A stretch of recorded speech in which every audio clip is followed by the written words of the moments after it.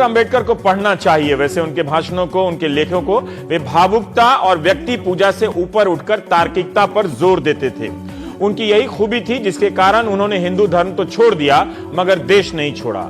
Doctor Ambedkar को समझना और उनका नाम लेकर राजनीतिक नारे लगाना दोनों दो चीजें हैं।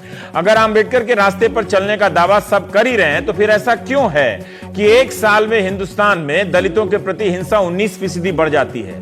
2013 में दलितों के खिलाफ हिंसा की 39,408 मामले दर्ज किए गए, जो 2014 में बढ़कर 47,064 हो गए। 2013 में दलित महिलाओं से बलात्कार के 2073 मामले दर्ज हुए, जो 2014 में 2,233 हो गए।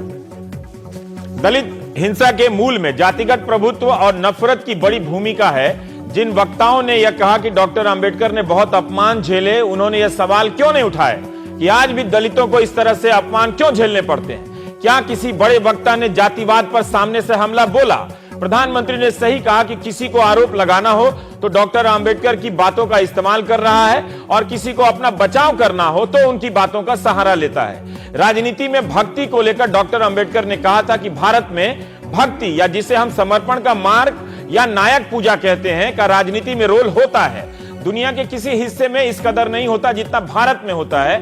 धर्म में भक्ति हो सकती है, आत्मा की मुक्ति का मार्ग हो सकता है, लेकिन राजनीति में भक्ति या नायक पूजा पतन और तानाशाही की ओर ले जाती है।